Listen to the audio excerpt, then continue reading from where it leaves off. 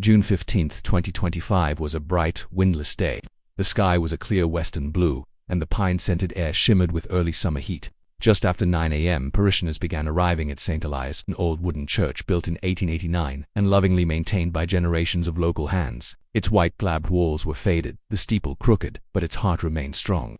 The small congregation, about 40 regulars, filtered in with quiet footsteps, exchanging greetings and folding into pews polished smooth by decades of devotion. Inside, ceiling fans stirred the warm air as Father Joseph Allard, 67, adjusted his vestments behind the altar. Known affectionately as Father Joe, he'd led the parish for over 2 decades. His sermons were gentle, filled with stories of hayfields and mountain trails, more parable than fire. He was preparing a homily on forgiveness that morning, built around a simple line: sometimes, what wanders in isn't lost, it's looking for something, too.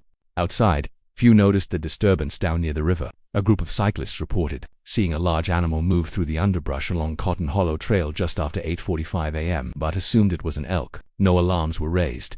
No alerts were issued. The local wildlife officers, underfunded and thinly stretched, had logged no recent sightings of grizzlies near town in the past 6 months. By 9:27 a.m., the last hymn had faded into the high rafters of the church. Candles flickered on the altar. Father Joe stepped up to the pulpit. As he opened his Bible, the old oak doors creaked faintly in the back, but no one turned. The sanctuary was used to sounds. Floorboards groaned, hinges moaned. It was an old place. What happened next was something no one in Elkridge could have prepared for. Several witnesses would later describe a heavy, deliberate thud, like a sack of grain dropped on hardwood. Then the sharp scent of damp earth and musk filled the air. A child sitting in the back pew pointed and whispered, "Bear." Just as the congregation began to turn, standing inside the church doorway, outlined by the light from outside, was a full-grown grizzly bear. Male, approximately 750 pounds, dirty blonde fur darkened with mud along its haunches, eyes small and glassy, its breathing heavy and labored. The bear took 2 slow steps inside the church. Panic did not erupt instantly. For a second that stretched unnaturally long, the room froze in collective disbelief. What they were seeing did not belong in this space of hymns and pews and sunlight through stained glass. But it was real. The first to react was Clara Meeks, the church organist. She screamed, a sharp, brittle sound that broke the spell. Father Joe raised both hands instinctively, as if blessing the space between the people and the animal. Children were pulled behind pews. A man tried to open a side door and fumbled the latch. The bear turned its head slowly toward the noise. Its movements were sluggish, almost confused, as if disoriented. Wildlife officials would later determine the bear was severely dehydrated, with a recent injury to its flank that showed signs of infection. It wasn't hunting. It wasn't aggressive. It was wandering, and it had stumbled into a space heavy with human scent, warmth, and sound. Within 20 seconds, Father Joe issued a calm but firm order to evacuate through the vestry exit behind the altar. Parishioners began moving in a low rush, ducking under pews, clutching each other. But the old church wasn't built for speed. One narrow exit, a small antechamber, creaking floorboards everywhere. As the bear stepped forward again, paw pads clicking against the wood, Deputy Marshal Darren Burke arrived outside in response to a single frantic 911 call. He was on routine Sunday patrol and just happened to be less than a block away. He didn't expect a scene that greeted him. The doors of the church wide open, people pushing out into the lawn, and a low guttural sound echoing from inside that made the hair on his arms rise. Burke unholstered his sidearm but hesitated.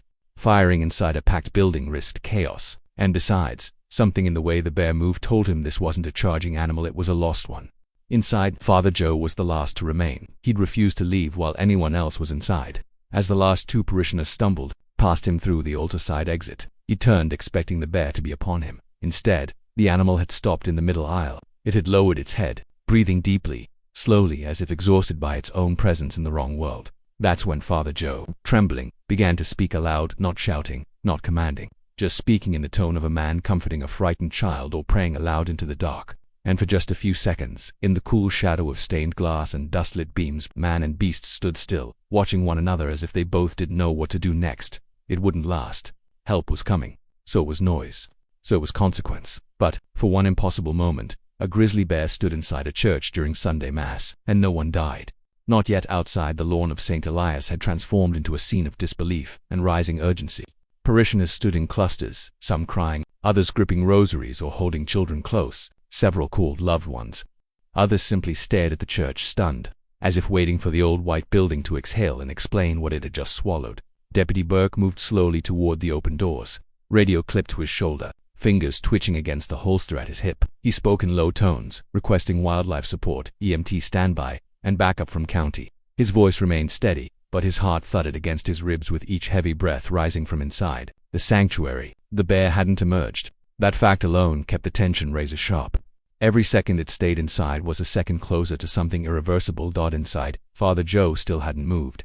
He remained at the edge of the altar steps, hands loosely by his side, his Bible forgotten behind him. The bear less than 10 feet away now had lowered its head again and was breathing in labored rhythms. Its coat bristled with dried mud, a patch of fur near its flank matted with blood. It looked thin, too thin for mid-June. From the hallway door, Deputy Burke called softly to the priest, keeping his voice level. "Father, I need you to move toward me, right now, easy." But Father Joe didn't respond immediately. Not in defiance, but in something closer to reverence. Later, he would describe it as watching sorrow on 4 legs. The bear shifted its weight and gave a low guttural huff. Not a growl, something closer to a cough. It blinked once, slowly, as if the light from the stained glass hurt its eyes behind it. A trail of bloody paw prints marked the aisle in a crooked, unsteady line. Burke took a cautious step inside. His boot creaked on the entry tile. The bear's ears flicked. That's when it happened. A child's scream, sharp, high and sudden, cut through the air from the back of the crowd outside. A young boy had tripped and bloodied his knee, startled more by the pain than the bear. But to the animal, the sound was a spike of panic. Its head jerked up, eyes fled wide, muscles teed in SED. It turned not toward the voice but toward the nearest light, the open side doors behind the altar where parishioners had fled. It lunged, not in attack, but in flight, its injured body crashing over pews like a living avalanche. Father Joe leaped aside just in time as the bear barreled past the altar rail and through the narrow vestry hall. Screams erupted again outside as the bear appeared at the side of the church, forcing its way through the doorframe with a splintering groan of wood. People scattered, running toward the cemetery and the tree line behind the church. Burke drew his sidearm and aimed but held fire. There were too many people, too much motion. The bear didn't chase anyone. It didn't rear up or roar. It just ran lurching, limping, confused across the gravel path and into the tree line behind the parish cemetery. The silence that followed was broken only by ragged breathing and the echo of Father Joe's footsteps as he emerged onto the lawn, eyes still fixed on the forest. Within 20 minutes, more units arrived. Montana Fish and Wildlife dispatched agents, while EMTs tended to minor injuries caused by the evacuation. Local news outlets caught wind of the event, and the first blurry photo, a grainy image of the bear in the church aisle taken on someone's phone, circulated by noon. Wildlife biologist Dr. Elaine Rowe was flown in from Helena, a veteran bear behaviorist. She'd spent 20 years studying grizzly populations throughout the northern Rockies. By 4 p.m., she and a tracking team were combing the forested ridge behind St. Elias. They quickly located the bear's trail: deep impressions, disturbed underbrush, and blood. The animal was still bleeding from the wound near its flank. A more concerning discovery came further along the trail, scat containing bone fragments and canvas. Human remains, possibly scavenged. Suddenly, the bear wasn't just a curiosity. It was a risk. Dr. Rowe's preliminary conclusion. The bear was injured, food-stressed, and displaying unusually bold behavior, possibly triggered by prolonged exposure to human settlements. It hadn't attacked at the church, but it had breached, occupied space, and shown no fear. That combination made it a potential repeat threat. As dusk fell over Elkridge, a decision loomed. Should they locate and sedate the bear for relocation or authorize a lethal removal? Deputy Burke, standing near the altar doors, still streaked with claw marks, glanced toward the darkening woods and whispered what many were now asking themselves. What if it came back? By nightfall, a perimeter had been established around the forest behind St. Elias, though to most in Elkridge, the idea of keeping a grizzly bear contained with flashlights and tape felt like trying to stop a storm with a fence. The town's only vet, Dr. Mallory Kane, had offered her services should the bear be sedated. But even she admitted quietly to Deputy Burke that the animal's behavior was erratic. It didn't come in hungry, she said, voice low as she watched the tree line. It came in lost. Within hours, the story had gone national. News vans rumbled up the 2-lane highway into town, headlights slicing through pine shadows. Reporters set up near the old cemetery gates. A few called it a miracle. Grizzly bear invades Sunday Mass. No one killed. Others called it a failure of protocol. But for the people who'd stood inside that church, who had heard the breath of the animal in the stillness of the aisle, it felt like something neither news nor headlines could quite capture. Dr. Rowe, now at the center of a growing tactical debate, moved through the temporary command tent set up in the church parking lot. She spoke with calm efficiency, reviewing tracking data and dispatching game wardens in rotating shifts.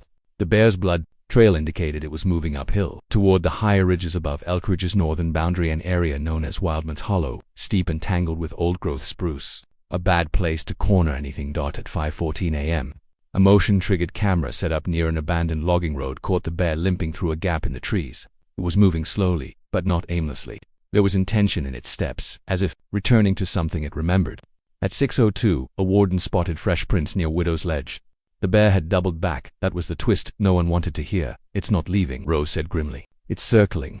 To the townspeople waking up to coffee and silence, the mood had shifted from awe to unease.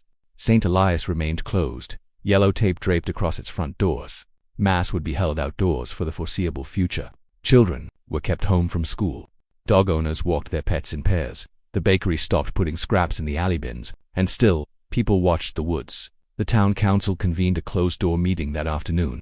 By evening, the decision was leaked. If the bear came within a half-mile of inhabited property again, it would be euthanized. That line, half-mile, was marked on a map that now hung in the church basement, with concentric red rings radiating outward from the steeple. But the forest doesn't keep maps, and bears don't measure in miles.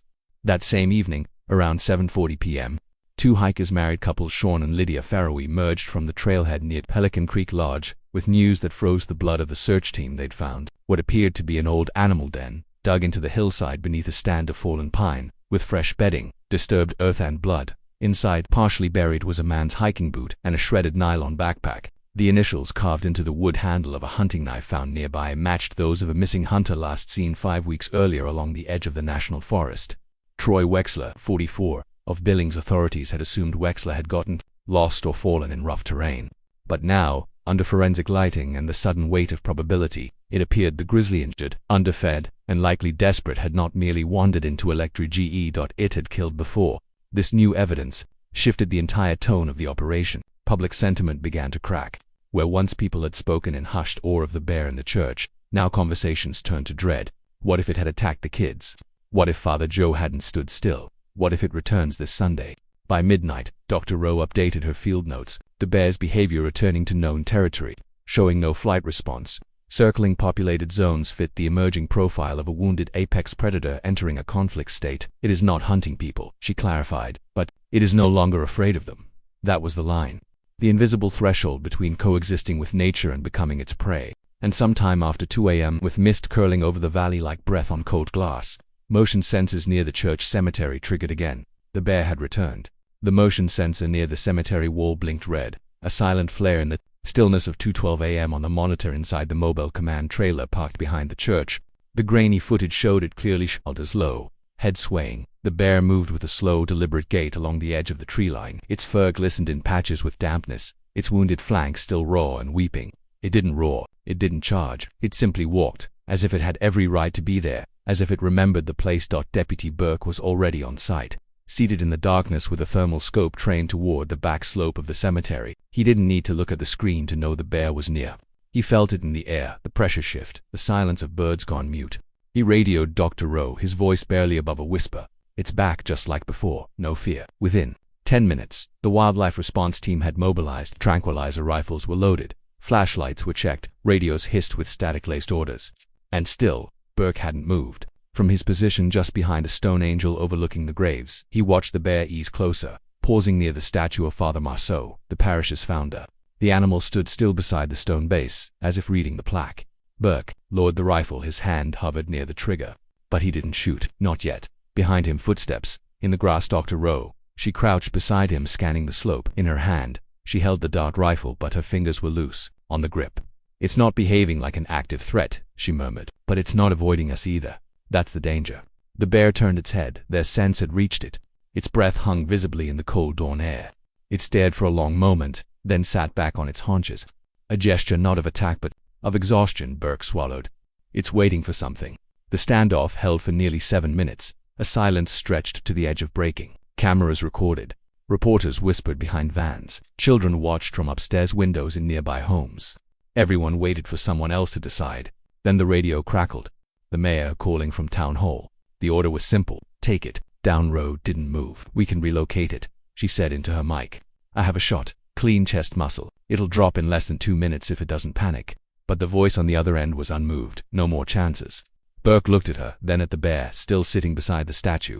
"If I pulled this trigger," he said, "that's how the story ends. Bear breaks into church, comes back, and dies on sacred ground." Rowe didn't reply, but she didn't stop him either. He raised the rifle, and then the bear stood, not with aggression, but slowly with weariness, and turned, moving not toward the church, but toward the forest behind the graves. Its gait was unsteady, but determined, as if it knew the vote had been cast. Burke hesitated. Every instinct screamed to act. But the finger didn't move. "Let it go," he said quietly. The bear disappeared into the dark edge of the woods once again. No dart, no bullet, just the weight of silence, pressing heavier than ever.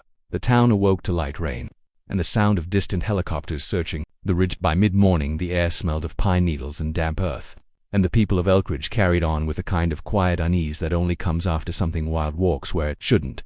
Children whispered about the bear. At school, Father Joe reopened the church doors with trembling hands, and somewhere beyond the edge of town the forest kept its secrets. For 3 days, there were no new sightings. The response team combed the higher elevations, finding only tufts of fur, snagged on bark, a torn branch, and faint blood traces near a dry stream bed. Dr. Rowe called off the search on the 4th evening. "If it died," she said softly, "it died alone." No one argued. Father Joe stood before his congregation the following Sunday, less certain than he had ever been. "It wasn't a parable," he said. "It was a warning that we've blurred the lines between safety and arrogance, between dominion and cohabitation." There were no hymns that day, only silence. But the story wasn't finished. On June 23rd, just after dusk, a ranger on patrol near the backside of Wildman's Hollow radioed in a discovery. He had found a collapsed animal near a burned-out fire watch tower, thin, trembling, and breathing. With short, halting rasps, it was the bear. Its eyes were dull. Its coat was patchy and streaked with blood. One paw had been nearly shredded by a rusted fence, trampled, illegal, forgotten in the underbrush. Before help could arrive, the bear tried to stand, then collapsed. One final breath shuddered from its lungs, and it went still, facing the slope that overlooked Elkridge. The ranger knelt beside it, removed his cap, and didn't speak for a long time. They buried the bear not far from where it fell. No fanfare, no press release, just a small plaque mounted to a pine stake. It read, "Returned but not rescued." At St. Elias, Father Joe placed a candle on the altar every Sunday thereafter, not for the bear but for the moment it had given them. A reminder of something ancient and untamed, walking beneath painted glass and wooden beams. Something that had entered with no malice and left without a roar. The children still ask if the bear will come back. Father Joe only ever gives one answer: no, but it left something behind. And that's the part we need to carry. And in the valley beneath Glacier Peak, where old trees whisper and the forest edge draws near, the story of a quiet Sunday and the beast that crossed the threshold lingers like incense in empty pews. Not a legend, just a wound still open, dots still echoing.